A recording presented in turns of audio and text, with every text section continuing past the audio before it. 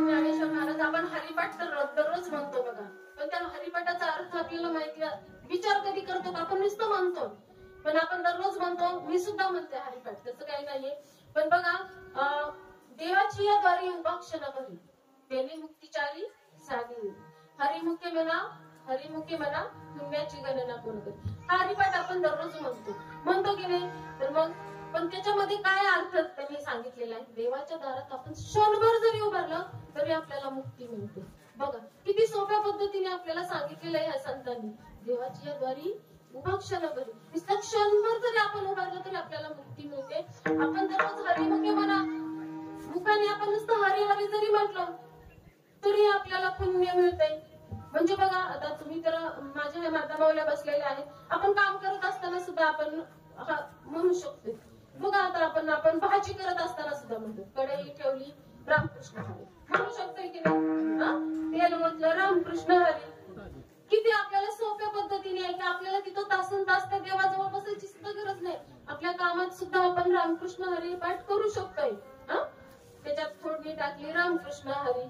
बघा तुम्ही, ह्या ज्या गोष्टी आहेत आता संतांनी आपल्याला किती सोप्या केलेल्या आहेत की आपल्याला देव कसा भेटतोय, किती सोप्या पद्धतीने भेटतोय. मग आपल्याला अवघड मार्गाला जायची गरजच नाहीये ना. देव एवढ्या सोप्या पद्धतीने जर आपल्याला भेटत असेल तर आपल्याला अवघड मार्गाला जायची गरजच नाहीये. तर तुकाराम महाराज कर म्हणतात, तुका म्हणे सोपी केली पाय वाट करावया भवसागर. तुकाराम महाराज किती तुम्हाला सोपी पाय वाट केलेली आहे, करावया भवसागर. विठ्ठल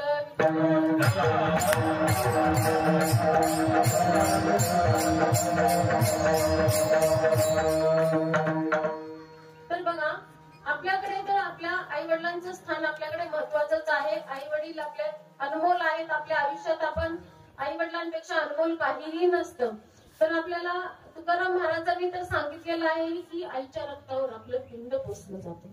बघा म्हणजे आईचा महिमा किती आहे. आणि स्वामी विवेकानंदांनी तर म्हटलेलंच आहे बघा, स्वामी तिन्ही जगाचा आई विना भिकारी. स्वामी तिन्ही जगाचा आई विना भिकारी. तर बघा, मग हे तर म्हटलेलंच आहे. पण तुकाराम महाराजांनी तर आपल्याला पुढे सांगितलेलंच आहे की आई किती जरी कामात असेल, स्वामी तिन्ही जगाचा आई विना भिकारी. स्वामी तिन्ही जगाचा आई विना भिकारी.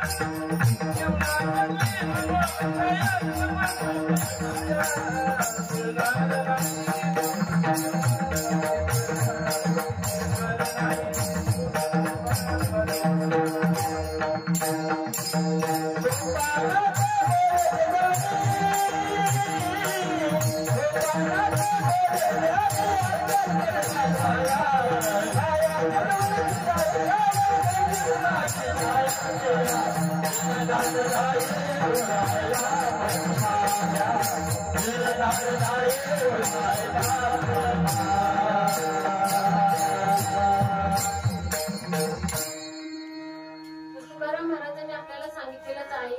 म्हणजे आई कितीही कामात असू द्या, तिचं चित्त फक्त बाळाकडेच असतं. तर बघा, साने गुरुजींनी सुद्धा श्यामची आई पुस्तक लिहिलेलंच आहे. एका रशियन कादंबरीकारांनी तर मदर ही नावाची कादंबरी लिहिलेली आहे. तो जवळपास सगळ्या भाषांमध्ये भाषांतर केलेली आहे. आणि त्यामध्ये बरं का, एका मुलाचं आणि आईचं नातं इतकं अलौकिक सांगितलेलं आहे की मुलगा किती जरी मोठा झाला, किती जरी शिकला, मोठा झाला, तरी तो आईला लहानच असतो. म्हणजे ती आई किती जरी मोठा झाला तरी ती आई त्या लेकरासाठी धडपडच करत असते. विठ्ठल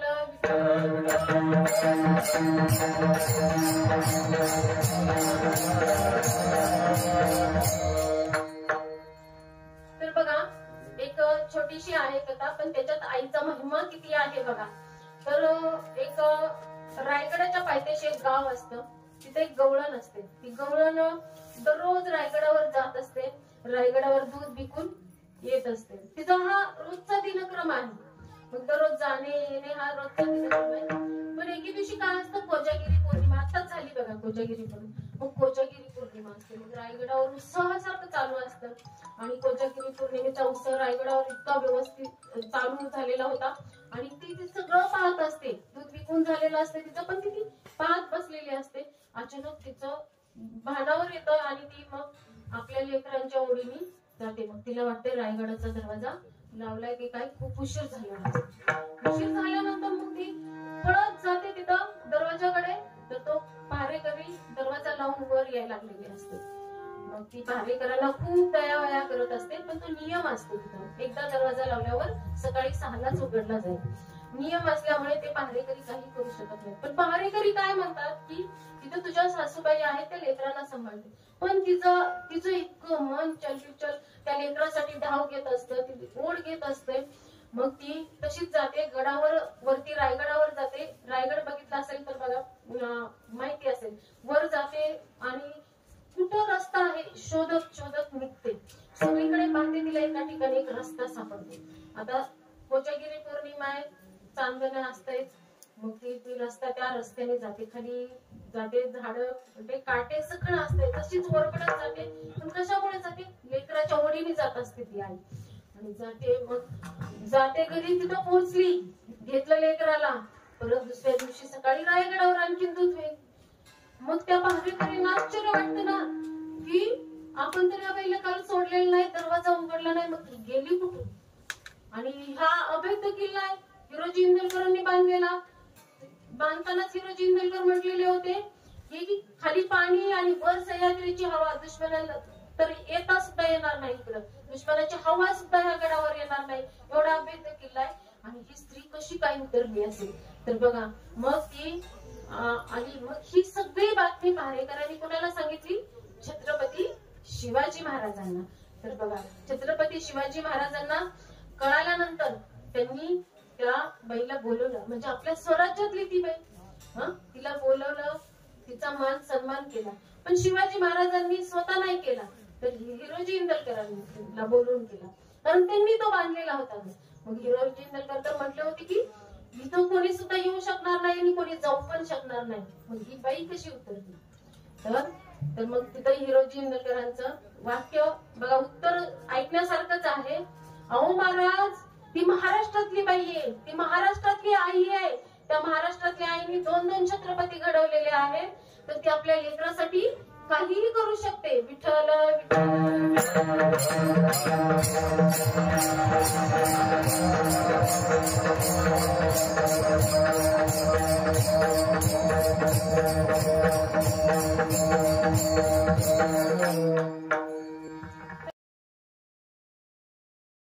ती आई असते, छोटं मोठं आपलं सगळं सांभाळून घेते ती आई.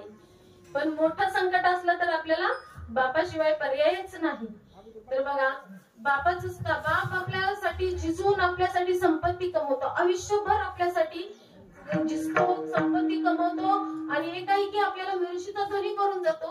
एकाच दिवसात आपल्याला त्याच्या सगळ्या संपत्तीचा, आयुष्यभर कमवलेल्या गोष्टीचा आपल्याला लेकराला धनी करून जातो की नाही तो. म्हणजे बापाचं सुद्धा फार महत्वाचं आहे. एक शशांक शिंदे नाव आहे, त्यांनी बापावर एक कविता लिहिलेली आहे बघा. बाप म्हणजे बाप पाठीवरची थाप आहे. बाप म्हणजे काय, बाप पाठीवरची थाप आहे. बाप देहाकडे नेणारी होईल, बाप संकटात तारणारी. बघा म्हणजे कसं आहे, बाप शिस्तीचा धाक आहे, बाप दीपस्तंभाची धाक. एक संघर्षण आहे बघा, की त्यांनी बापावर एक कविता नाही लिहिलेली, पण बापावर त्यांनी लिहिलेलं आहे. ही बापावर कविता कशी म्हणणार, बाप कवितेत मावत नाही. 4 ओळी लिहिण्या इतका बाप काही छोटा नाही हो. सोनचाफ्याची फुलं ती सुगंध कुपीत मावत नाही. बाप नाव देवाचा ठाम पत्ता लागत नाही. विठ्ठल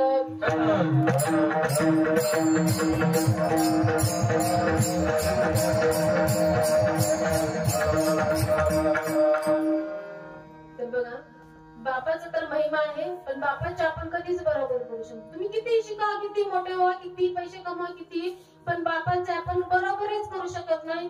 शेवटी बाप बापच असतो. मी तुम्हाला एक उदाहरण सांगते की एक शिकून सवरून मुलगा आता मोठा केला, आई वडील शेतकरी असतात, गरीब असतात, शिकलेले नसतात. मग तो शिकून येतो, त्याला नोकरी लागलेली असते, पेढे घेऊन येतो, शेजाऱ्यांना वाटतो, सगळ्यांना वाटतो. घरी येताना बॉक्स मध्ये 2च पेढे राहतात. मग तो म्हणतो आईला की ह्या बॉक्स मध्ये 3 पेढे आहेत, राहिलेले असतात किती 2च. मग तो म्हणतो आईला हे 3 पेढे आहेत, तुला एक, मला एक आणि बाबांना एक. बरं ठीक. मग आई आपला ती बॉक्स उघडते तर त्यात 2च पेढे दिसते. ती म्हणते आई बाळा ह्या तर 2च आहेत. ती म्हणतो आई तुला कळतच नाही, तू शिकलेली नाही, तुला कळत नाही, ह्या 3 पेढे आहेत. म्हणते नाही अरे मी शिकलेली नसली तरी मला मोजता तर येत असेल ना, तेवढी तर येत असेल ना मला. तर ती म्हणते नाही आई तुला काहीच कळतच नाही. तर नाही, तर मग ती ह्या दोघांचं जे संभाषण चाललेलं असते ते बाप ऐकतो.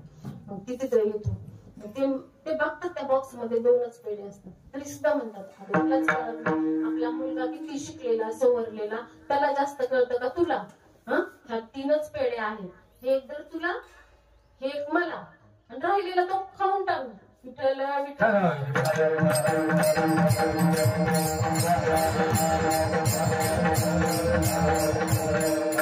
म्हणूनच म्हणते की बापाचा नाद करायचा नाही. बापा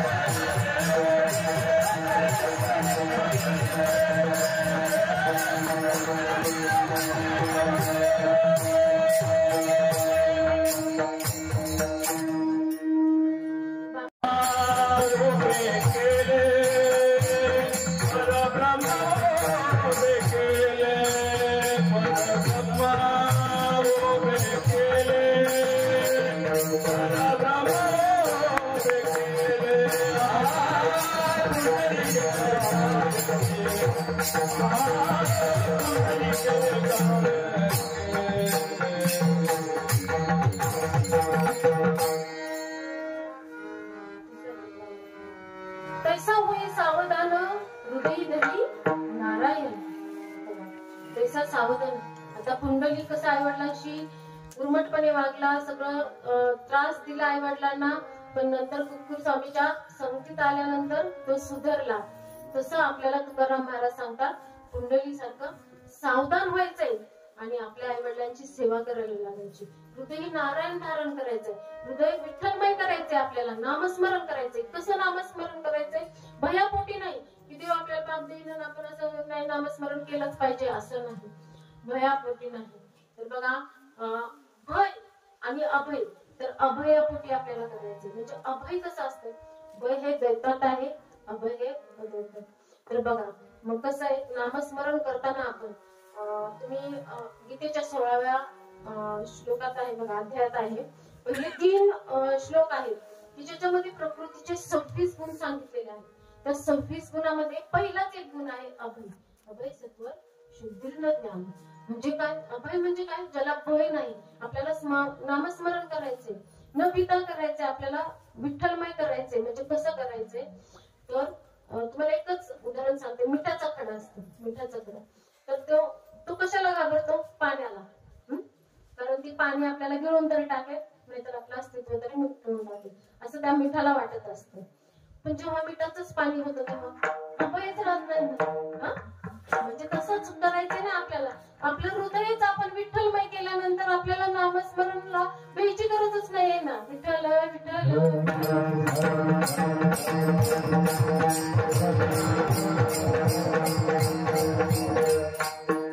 एकच सांगते की नामस्मरण केल्याने काय होतं आपल्याला? तर नामस्मरण केल्याने मोक्ष प्राप्ती होते. तर भेटते खरं. म्हणजे नामस्मरण कसं आपल्या कामातच करायला सांगितलंय संतांनी. कुठलेही बघा संत असं बसलेत का, चला विठ्ठलाजवळच बसले तर काम नाही केलेलं ना, आयुष्यभर फक्त विठ्ठल विठ्ठलच केले ना. संत गोरोबा कुंभार मातीची भांडी बनवतच विठ्ठल विठ्ठल म्हणत होते ना, काम करत करतच. आता हे आरणगाव तर किती जवळ पंढरपूर, सावतामाळी तिथे गेले सुद्धा नाही. विठ्ठलच भेटायला आले ना त्यांना. तिथे काय म्हणत होते ते?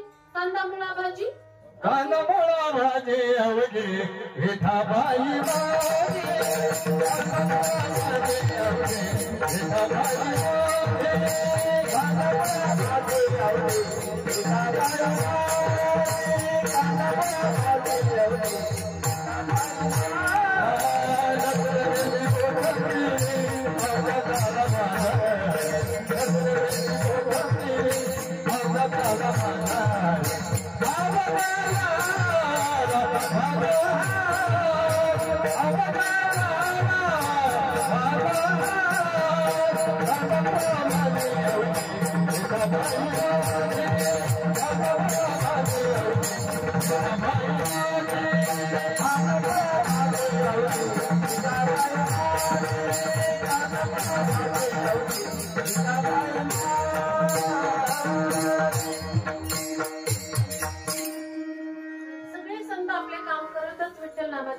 करत होते. आपण कुठेही काम करू, शेतात काम करू, ऑफिस मध्ये, बँकेत, कुठेही काम करा, आपण नामस्मरण करत. कारण त्या कामातच देव शोधायचा आपल्याला, त्या कामातच विठ्ठल असतो. काम म्हणजेच आपलं विठ्ठल आहे, कामच ईश्वर पूजा आहे. आपण तासन तास तुम्हाला सांगितले सोप्या मार्गाने आपल्याला देव प्राप्त होते, आपल्याला अवघड मार्गाला जायची गरजच नाही. म्हणूनच सांगतात की संत तुकाराम, कुंडली कसं सावधान झालेलं आहे तसंच आपण पण सावधान व्हायचंय. आई वडिलांची सेवा करायची आणि आपल्याला विठ्ठलमय आपलं हृदय बनवायचंय, आपल्याला निर्मळ मन बनवायचंय. तर निर्मळ मन तरी कसं बनवायचं? तर सज्जन तरी कोणाला म्हणायचं? तर बघा, जे आपल्याकडून एकही गुन्हा झालेला नसतो तो सज्जन. म्हणजे कसं, आता तो सज्जन, आता माझ्या सहित आहे तर आपण काय सज्जन पण म्हणता येत नाही, आपल्याला दुर्जन पण म्हणता. आपण इतके वाईट म्हणजे आपण राम पण नाही आणि आपण रावण पण नाही. म्हणजे आपण हे मधले लोक आहेत आणि त्याच्यासाठीच ह्या संतांनी आपल्यासाठीच काम केलेलं आहे.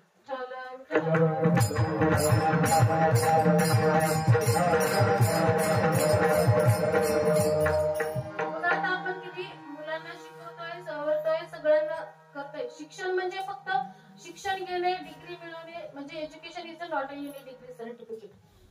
एज्युकेशन म्हणजे काय फक्त डिग्री घेऊन नोकरी लागणे सर्टिफिकेट नाही. तर education your attitude, your behaviour, your language with others. तुम्ही दुसऱ्यांशी कशी बोलताय, तुम्ही दुसऱ्यांशी कसं वागताय, तुम्ही कसं बोलताय, ह्या गोष्टी महत्वाच्या असतात. बघा, तुम्ही कितीही शिकलात, तुम्ही कितीही सवरलात, काही करा, पण आपल्या आई वडिलांची सेवा करणे हे काही इंग्रजी भाषेत नाही लिहिलेलं.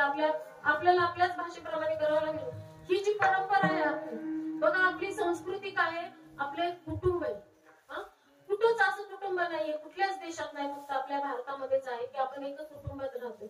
कुटुंब हीच एक आपली संस्कृती आहे. म्हणूनच आपण आता काही मुलं जातात दुसऱ्या देशात जातायत, शिकतायत, तिथं राहतायत, पण काही आई वडिलांना विसरतात, आपल्या मातीला विसरलेले आहेत बघा काही मुलं.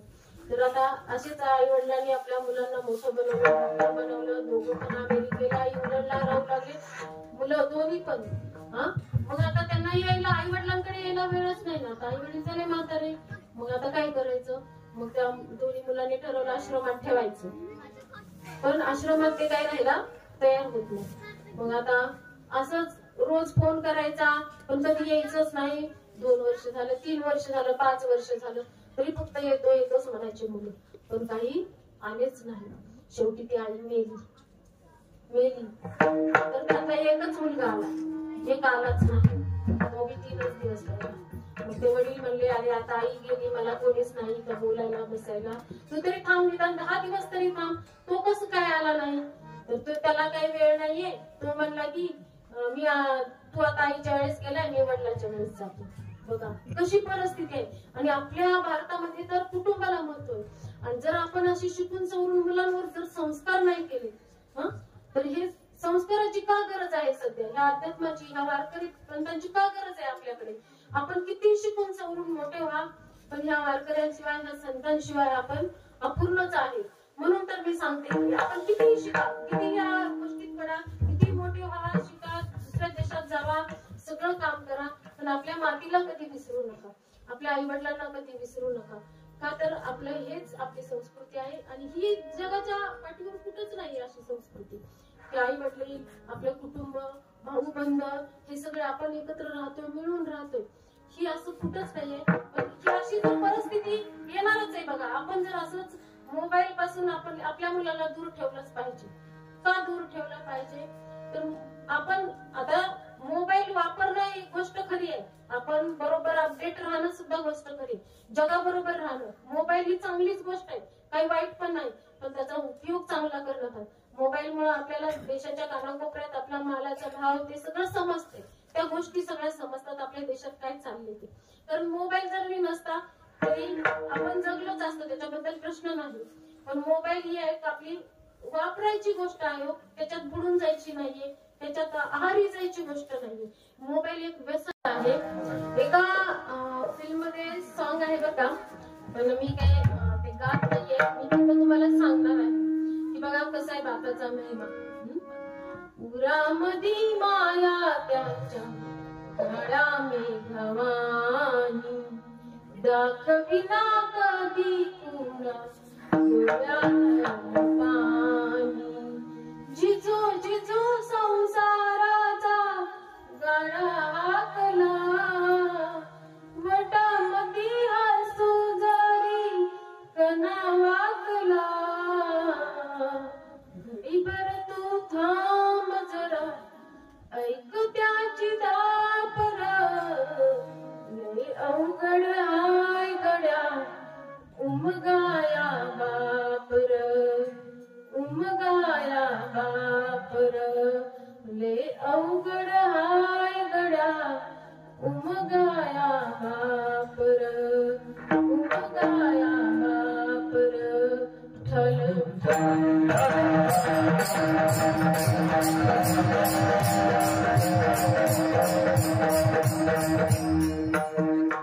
बघा आता आपल्याला एक मी संतांच, आपण संतांचेच विचार ऐकतो इथं. तर संत पण स्वतः सुद्धा तसेच वागत होते, आपल्या जनतेशी, आपल्या लोकांशी लेकराप्रमाणेच माया करत होते.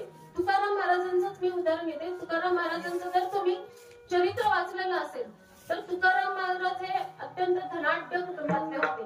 घरी शेती होती, सावकारकी होती, दुकान होतं. एवढ्या सगळ्या मोठ्या कुटुंबातले, धनाढ्य कुटुंबातले तुकाराम महाराज होते.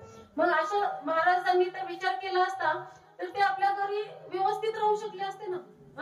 आपल्या त्या धनाचा, आपल्या त्या ऐश्वर्याचा, आपल्या त्या सावकारकीचा त्यांनी कितीतरी विलास भोगले असते, असते की नाही. पण हे संत जे असतात, तुका म्हणे तोची संत जो सोशील जगाचे आघात. बघा जे संत कसे असतात, तर जो जगाच्या आगात सोडतो, दुसऱ्यांचं दुःख आपलं म्हणून घेतो. म्हणजे तुकाराम महाराजांनी सुद्धा हेच केलेले. बघा, एकदा देहूमध्ये दुष्काळ पडलेला होता. आता तुकाराम महाराजांकडे सावकारकी होती, शेतकऱ्यांचे सगळे घाण खत ते सगळे त्यांच्याकडेच असणार आहेत ना. तेव्हा ते तरुण होते, तरुण वयात आणखी. नंतर तिथं दुष्काळ पडलेला, अक्षरशः जनावरांना पाणी नाही, चारा नाही, माणसांना खायला प्यायला नाही. देहूमध्ये असा मोठा दुष्काळ पडलेला. तुकाराम महाराजांना काही त्यांचं सहन होईना.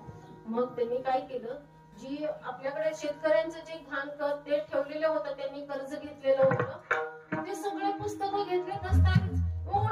वडिलोपार्जित आलेली गोष्ट आहे. एवढा मोठा त्याग करणं आपल्यासारख्यांना शक्य नसते बघा, ते संतांनीच करू जाणं. आणि त्यांनी ते सगळं घेतलं आणि इंद्रायणीमध्ये त्याला तिलांजली देऊन टाकली. ते सगळं पाणी. पहिला असा संत तुकाराम महाराज की त्यांनी शेतकऱ्यांना कर्जमुक्त केलेला आहे. विठ्ठल विठ्ठल.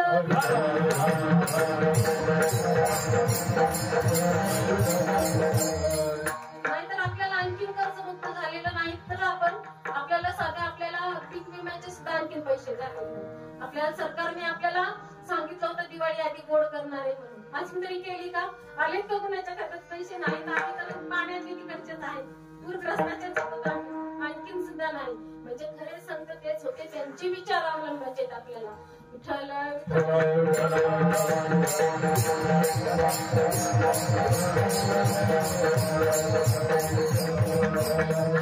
संतांनी आपल्या जनतेवर, आपल्या लोकांवर लेकरासारखं केलेलं आहे, लेकरासारखं प्रेम केलेलं आहे.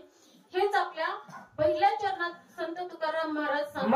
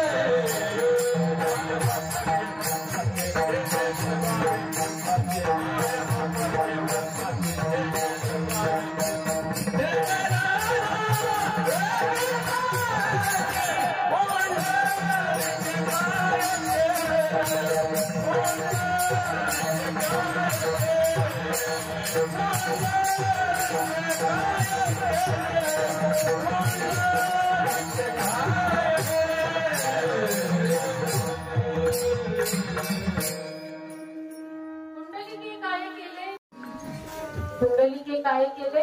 परब्रह्म उभे ठेवले. बघा, पुंडलिकाने काय केलेलं आपल्या आई वडिलांच्या सेवेसाठी परब्रह्माला तसंच तिष्ठीत उभा ठेवलेलं होतं. म्हणजेच काय बघा, या गावाचं नाव होतं, त्याच्यात जानुदेवा नावाची बाईच्या पोटी तो जन्मलेला कोण? पुंडलिक. तर ही कथा तुम्हाला माहित असते, पण आपण वेगळ्या संतांच्या दृष्टिकोनातून बघायची आहे. तर पुंडलिक जसा जसा मोठा होत गेला तसं तसं खोड्या वाढत गेल्या. जसा मोठा होईल तशा खोड्या वाढत गेल्या. त्यांच्या संगत सुद्धा वाईट मित्रांशी लागत गेली. पुंडलिकाची संगत सुद्धा वाईट मित्राशी लागत गेली. संतांनी आपल्याला सांगितलेलं आहे की संगत चांगल्या लोकांशी असायला पाहिजे. संत समागमी धरुणी आवडी. संत समागमी धरून यावडी करावी तांगडी परमार्थाची नाशिवंत देह जाणारे सचल आयुष्य खातो काळ सावध. बघा संत आपल्याला सगळ्या संतांनी सांगितले की संगत चांगली पाहिजे. तर संगतीचा परिणाम कसा होतो मी सांगते तुम्हाला. तर पुंडलिकाची संगत ही वाईट मित्रांशी होती. मग आई वडिलांना इतका त्रास देऊ लागला, जसं जसं मोठा होईल इतका त्रास देऊ लागला, त्यांचा त्रास वाढतच राहिला. मग आपल्याकडे एक जनरली आपण म्हणतो मुलगा जर त्रास द्यायला लागला तर आपण मग त्याचं लग्न करून टाकतो म्हणजे सुधरत. मग ते ठरवतात आई वडील, मग त्याचं लग्न लावून देतात. आता लग्न झाल्यावर तर सुधरल असं वाटलं, पण झालं उलटच झालं. उठलं की बायकोच ऐकायला लागला. आता काय करायचं, बायकोची म्हणाल तीच. बायकोने सांगितलं असं करा तसं करा. आई वडिलांना मग आता तर मुलाचा पण त्रास, त्या सुनेचा पण त्रास, डबल त्रास वाढला त्यांचा आई वडिलांचा. परेशान झाले आई वडील पुंडलिकाचे. काही केलं ना त्याला काही समजना. बघा आता बायकोचं ऐकल्याशिवाय बी पर्याय नाही आताच्या तर जगात असं म्हटलं जातं. बघा आता पूर्वी सुद्धा बायकोचं ऐकलेलंच आहे की दशरथ राजांनी काही ऐकूनच पाठवलंय की पाठवल्याशिवाय. आता काही प्रसंग घडलेले आहेत पण तिथं बायकोच ऐकलंय ना. प्रसंगानुसार ते ऐकावं पण लागतंय. बघा मी सांगते बायकोचं ऐकलं म्हणजे काही इतकं वाईट होत नाहीये हे पण सांगते. पण बघा तुम्ही की दशरथ राजाने सुद्धा काहीच ऐकलेलंच आहे, पण तिथं त्यांनी ते वचन दिलं होतं म्हणून ऐकावं लागलेलं आहे. तसंच रामाने सुद्धा सीतेचं ऐकलेलंच आहे. का नाही ऐकलेलं, ते मृग त्यांना पसंत होतं म्हणूनच बायकोसाठीच गेले ना ते राम पण. बघा मग असं पण म्हणतात की रावणानं बायकोचं कधी ऐकलंच नाही. मग रावणाचं कसं काय झालं असं. तर असं नाहीये, बायकोचं ऐकणं पण महत्वाचं आहे. पण कुठपर्यंत आपल्याला ते नातं व्यवस्थित बायको आणि एका तराजूत कशी तोलायची आहे ते ज्ञानी लोकांनाच माहिती. मग पुंडलिक कसा वाहत गेलेला, आता बायकोचं सगळं ऐकलं. मग गावात एकदा त्यांच्या काय झालं, तीर्थक्षेत्राला चालले होते काशीला त्या गावातली लोक. मग ह्यांना पण जाऊ वाटलं आई वडिलांना, आपण पण जावं. आता काय आपलं मुलाचं लग्न केलेलं आहे, आता तीर्थक्षेत्राला एकदा जाऊन यावं असं वाटलं. पण नाही, मग पुंडलिकाच्या बायकोलाच वाटलं आपणच जाऊ, आपण दोघच जाऊ, आई वडिलांना नको न्यायला, रोजची कटकट आहे ह्यांची असं वाटत होतं. मग निघाले दोघच. पण आई वडिलांना आता मग आईने काय केलं, आई म्हटली तू असं कर पुंडलिक, आम्हाला तिथं ने आणि तिथंच सोडून ये, आम्हाला आणूच नको तू, आम्ही तिथंच राहतो. मग बायकोला चांगलं वाटलं ना, चला कटकट गेली, आपण तिथं जाऊन त्यांना सोडून येऊ, आपण माघारी. मग पुंडलिक तयार झाला. आता बायको आई वडील आणि गावातले लोक निघाले आता काशीला. मजल मुक्काम करत निघाले लांब. आता शेवटी आता बायको लाडात वाढलेली, बायकोला आला कंटाळा, पाय दुखायला लागले. ती म्हणली आता मला काही चालव नाही. आता आई वडील तर थकलेले, त्यांना तरी कुठलं चालवणार ना, आई वडील तर निघाले. मग बायकोला घेतलं खांद्यावर. आई वडिलांना आता बांधली दोरी थोडं फरफटत तसंच रक्त निघत खरचटत तसंच आई वडिलांना. बायको कुठं खांद्यावर. मग आता ही हळूहळू चालायला लागली ना, आता स्पीड कमी झाला. मग गावातली गेली माणसं पुढं, ती राहिले मागच, हे चौघजण. मग आता रस्ता चुकले. आता चुकल्यानंतर तिथे एक मठ आहे. मग त्या मठामध्ये त्यांनी विचारलं की इथं काशी क्षेत्र, आता तो म्हटलं होता कुकुर स्वामीचा. मग आता तिथं विचारलं त्यांनी की इथून काशी क्षेत्र किती लांब आहे, जवळ आहे असं. तर ते स्वामी म्हटले मला माहिती नाही, मी कधी गेलेलोच नाहीये तिथं. पुंडलिक म्हटलं अहो तुम्ही इतक्या जवळ राहताय त्या काशी क्षेत्राजवळ, तरी तुम्ही गेलेला नाही तिथं, अहो कसं काय तुम्हाला माहिती नाही. तर ते स्वामी म्हणतात मी फक्त माझ्या आई वडिलांची सेवा करतो, मी कुठल्या तीर्थक्षेत्राला जात नाही. मग पुंडलिक तिथं मुक्काम करतो. ते दिवस रात्र त्याने तिथं बघितलं त्या कुकुर स्वामींचं, कशी आई वडिलांची सेवा करतात, कसं काय करतात ते. आणि मग पुंडलिकाला पश्चाताप होतो की आपण आपल्या आई वडिलांना किती त्रास दिला आपण. तर खरं कुकुर स्वामींनी काय सांगितलं की आई वडिलांची सेवा करण्यातच खरं तीर्थक्षेत्र आहे. मग पुंडलिकाच्या डोक्यात प्रकाश पडला आणि मग त्यांनी तिथून पुढं आई वडिलांची सेवा करायला सुरुवात केली. म्हणजे बघा तुम्ही संतांच्या संगतीत, चांगल्या लोकांच्या संगतीत किती पुंडलिक राहिला असेल एक रात्र, संगतीत राहिल्यानंतर किती परिणाम होतो बघा. इतका प्रभाव पडला त्या स्वामींचा. आणि मग तिथून आई वडिलांची सेवा करायची. मग आता भक्त पुंडलिक विठ्ठलाचा, विठ्ठल म्हणलं पुंडलिकच कसं काय आला नाही बाबा आपल्याकडे, किती दिवस झालं पुंडलिक आपल्याकडे आलाच नाही. म्हणून विठ्ठल स्वतःच गेला. म्हणजे महिमा किती आहे बघा आई वडिलांची सेवा करणं. देव आपल्याकडे येऊ शकतोय, येतोय का नाही. आपण आई वडिलांची सेवा करा, देव आपल्याकडे येऊ शकतो. तर म्हणून भक्त पुंडलिकाने अशी सेवा केलेली आहे की देव आलेला सुद्धा समजला नाही त्यांना. मग विठ्ठल आले तिथं पुंडलिकाला हाक मारतायत. पुंडलिकाने फक्त असं बघितलं पण आपल्या आई वडिलांची सेवा थांबवली नाही, चालूच ठेवली तशीच. मग विठ्ठल म्हणले अरे मी किती वेळ उभं राहायचं, कुठून करायचं, काय करायचं मी. मग पुंडलिकाने काय केलं, घेतली वीट, त्या विटेवर उभा राहा, वीट फेकली विठ्ठलाकडे आणि या विटेवर उभा राहा. आणखीन विठ्ठल 28 युग विठ्ठल विटेवरच उभा आहे बघा. तरी सुद्धा पुंडलिकाने काही सेवा थांबवलेली नाही बघा.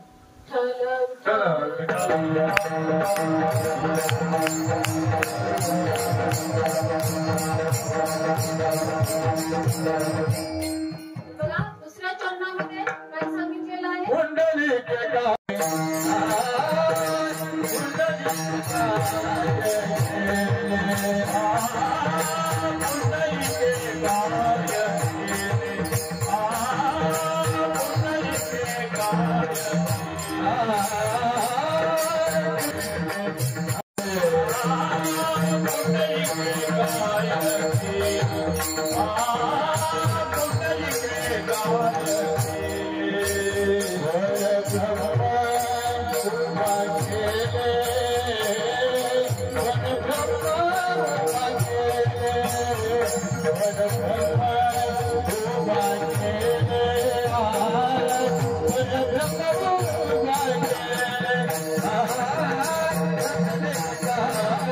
Yeah.